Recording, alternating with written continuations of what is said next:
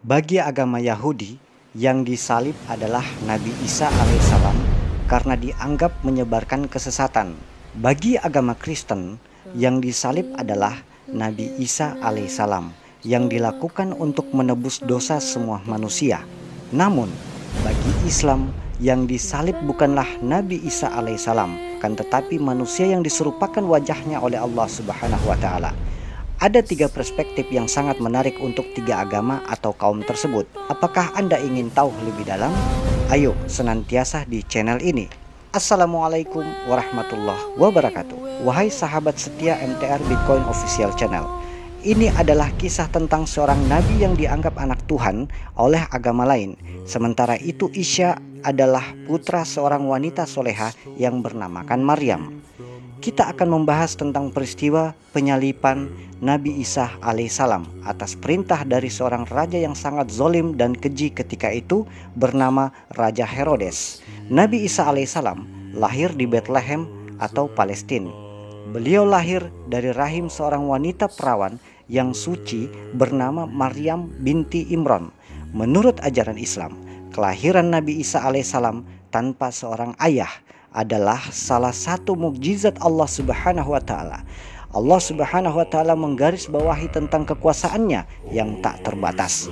Di dalam masa kenabiannya, Nabi Isa alaihissalam ditentang keras oleh kaum Yahudi. Perlawanan ini mencerminkan ketegangan antara ajaran Nabi Isa alaihissalam yang penuh kasih dan praktek keagamaan yang keras pada masa itu. Ada 12 orang murid Nabi Isa alaihissalam yang setia disebut Hawariyun, yang tercatat di dalam Al-Quran dalam surat Asy-Syaff ayat 14. Peran Hawariyun menunjukkan pentingnya dukungan komunitas dalam menghadapi tantangan. Pada suatu hari atas perintah Raja Herodes dan para pendeta Sanhedrin, mereka berniat untuk melakukan pembunuhan Nabi Isa alaihissalam. Ini menunjukkan bagaimana kekuasaan dan ketakutan dapat memutarbalikan keadilan.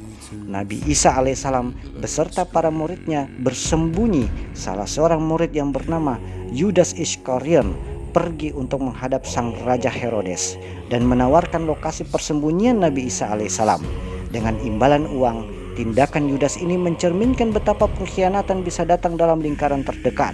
Ketika mereka sampai di lokasi, Nabi Isa alaihissalam sudah tidak ada karena Allah Subhanahu wa Ta'ala telah mengangkat Nabi Isa alaihissalam ke langit. Ini menunjukkan bahwa kekuatan iman dan perlindungan sang ilahi. Yudas Iskariot karena pengkhianatannya diubah wajahnya oleh Allah Subhanahu wa Ta'ala untuk menyerupai wajahnya seperti Nabi Isa alaihissalam. Yudas ditangkap dan disiksa serta disalib sampai meninggal. Ironisnya, rencananya untuk mencelakai Nabi Isa alaihissalam justru berbalik kepada dirinya sendiri. Kisah ini mengajarkan kita tentang keadilan ilahi dan konsekuensi dari tindakan kita. Peristiwa ini juga menekankan pada kepercayaan Islam bahwa Nabi Isa alaihissalam tidak pernah disalib, melainkan Allah Subhanahu wa Ta'ala melindunginya dari musuh-musuhnya. Wahai sahabat sobat channel MTR Bitcoin Official, dalam tafsir Ibnu Katsir tidak disebutkan secara pasti siapa yang disalib. Hanya ditegaskan bahwa yang disalib adalah orang lain. Sementara Nabi Isa alaihissalam telah diangkat ke langit.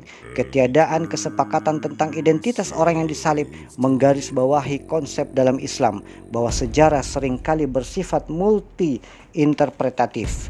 Orang-orang Yahudi pun ragu-ragu apakah benar yang mereka salib tersebut adalah Nabi Isa alaihissalam. Karena ketika mereka hitung jumlah Nabi Isa alaihissalam dan muridnya hanya ada 12 bukan 13 orang. Ini mencerminkan kebingungan dan ketidakpastian yang sering menyertai peristiwa bersejarah, terutama ketika terjadi manipulasi atau kesalahan persepsi. Hingga kini Nabi Isa alaihissalam masih hidup dan berada di atas langit. Dalam Islam, kepercayaan akan kehidupan Nabi Isa alaihissalam di langit mengandung implikasi teologis yang mendalam, menegaskan tentang kekuasaan Allah Subhanahu wa Ta'ala dan rencananya yang maha luas. Sebagai umat muslim, kita wajib mempercayai bahwa Nabi Isa alaihissalam tidak pernah mati di tiang salib. Ini merupakan bagian dari akidah Islam yang menggarisbawahi keunikan dan keistimewaan Nabi Isa alaihissalam dalam sejarah kenabian. Ketika dunia berada dalam fase-fase kiamat, Allah Subhanahu wa Ta'ala akan menurunkan Nabi Isa alaihissalam di sebuah menara yang berwarna putih di kota Damaskus. Penurunan Nabi Isa alaihissalam ke bumi adalah salah satu tanda kiamat yang paling penting dalam ajaran Islam, menunjukkan peran sentral Nabi Isa alaihissalam dalam eskatologi Islam. Nabi Isa alaihissalam akan bertemu Dajjal dan membunuhnya. Pertemuan ini sering ditafsirkan sebagai perjuangan antara kebenaran dan kebatilan.